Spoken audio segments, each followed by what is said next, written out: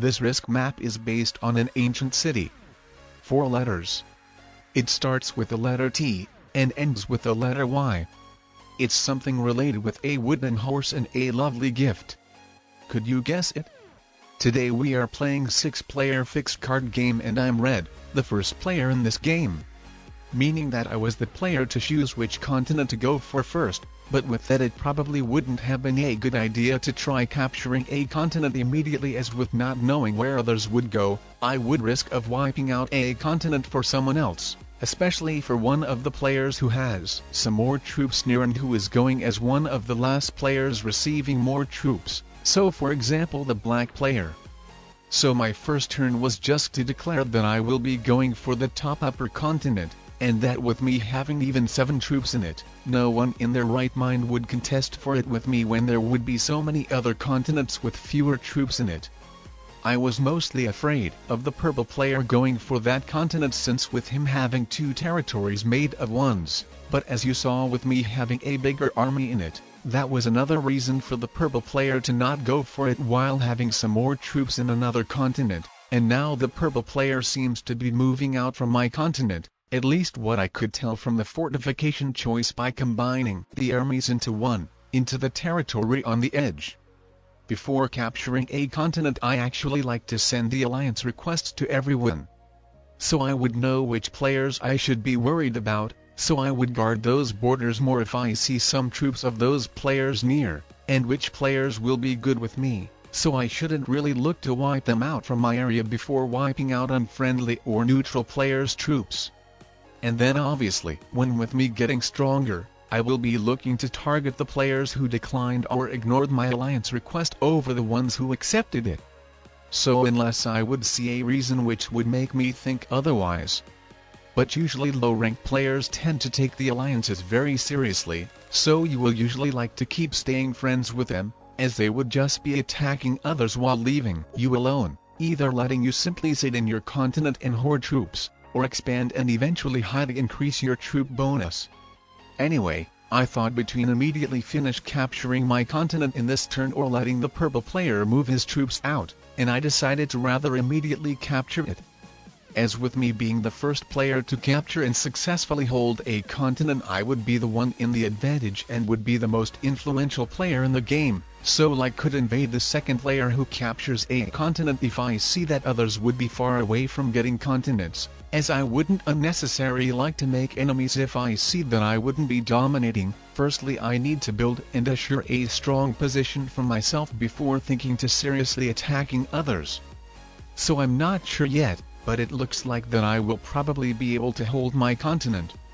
As before invading others, players usually look to get continents for themselves, so unless they would like to contest for the same continent with you, or unless you left one troop on the border and a player could easily invade you with the troops he has near.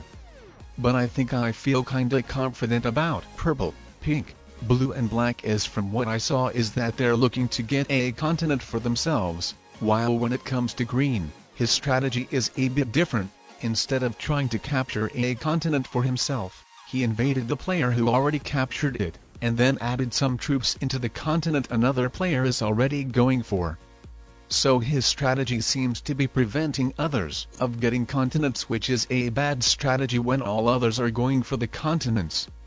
As you won't prevent them all, will become the most hated player and be destroyed first.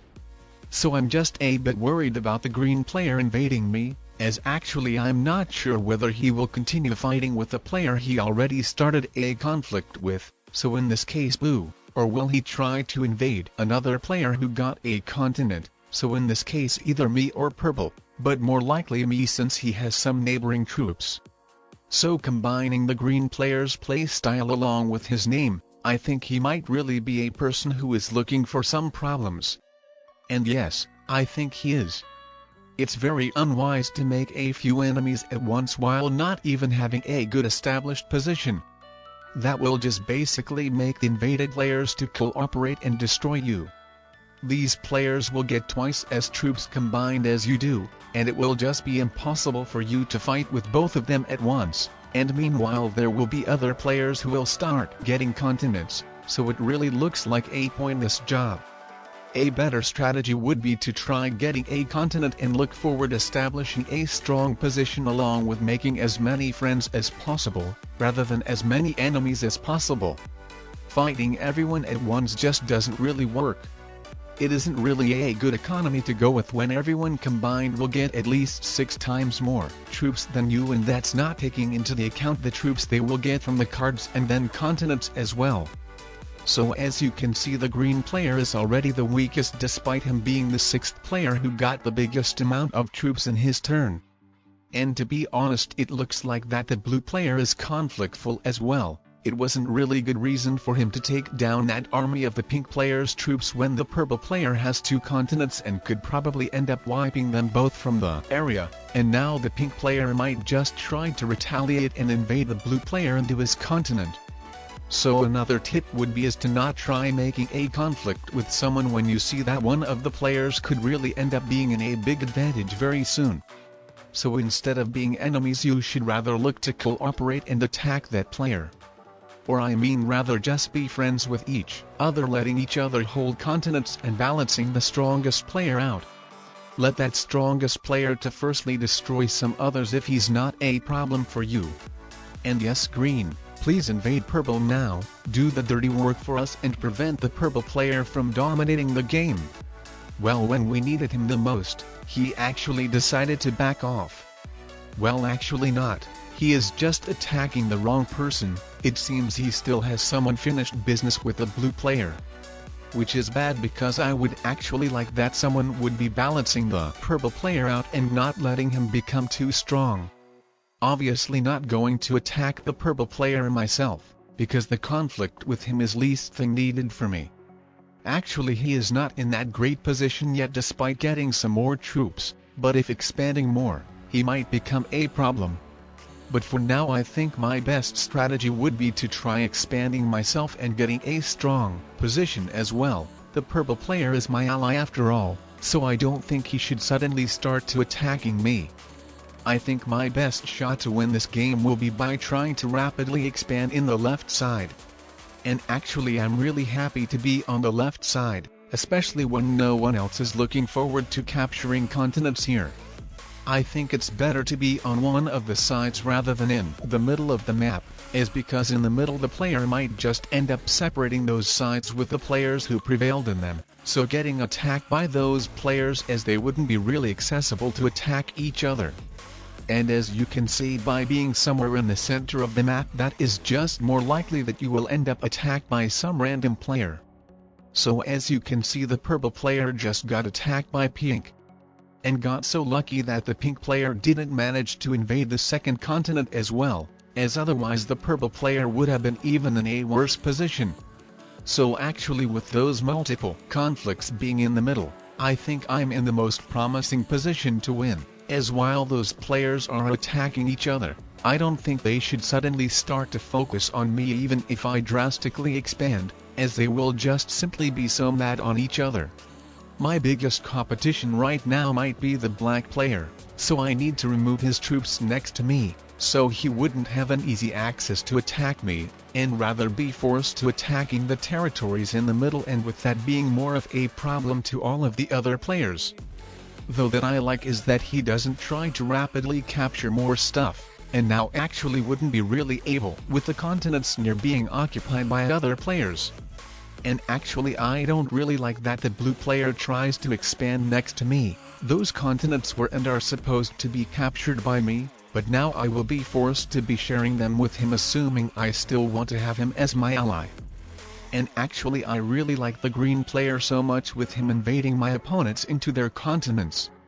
He's such a good buddy for me right now, and I'm so happy that I intended to remove his territories near to me as soon as possible. While the purple and blue players didn't remove that green's territory next to themselves, so now they face the consequences. The green player is really helping me to establish a strong position in contrast with other players.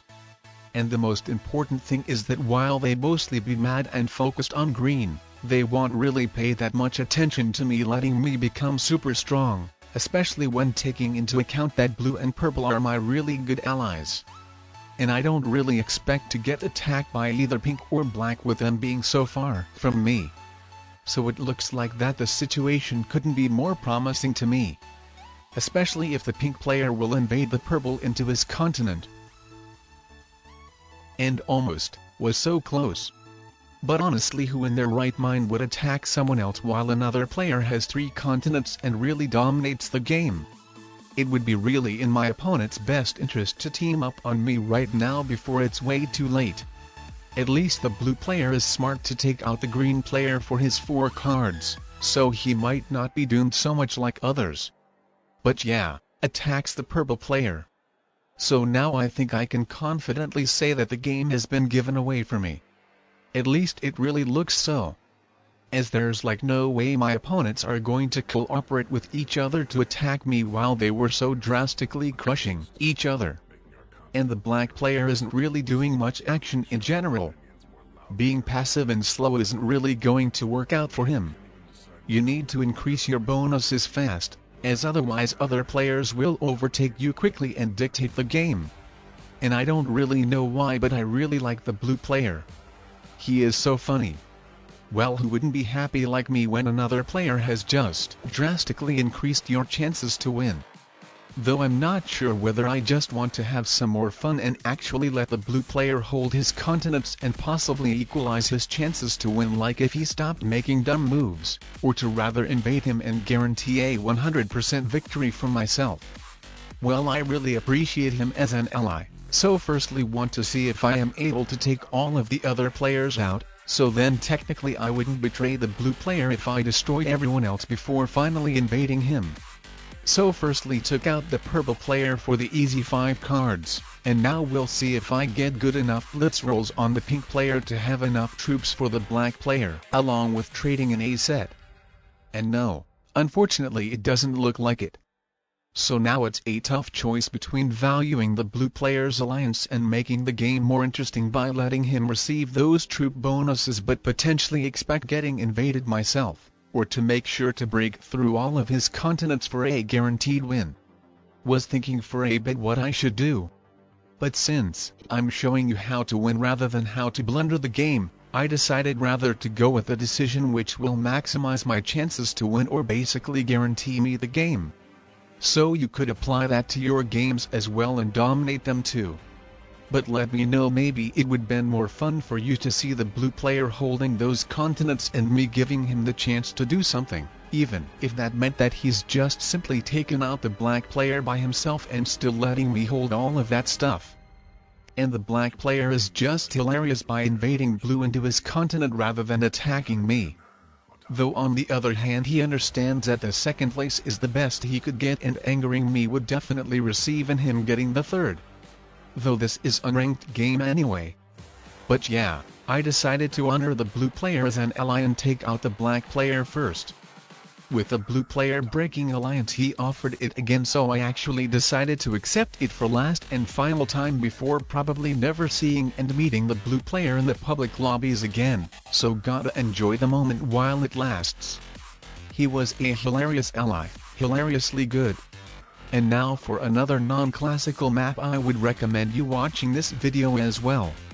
That's another interesting game with a lot of interesting attacks, diplomacy, and strategy. So make sure to check this one out as well.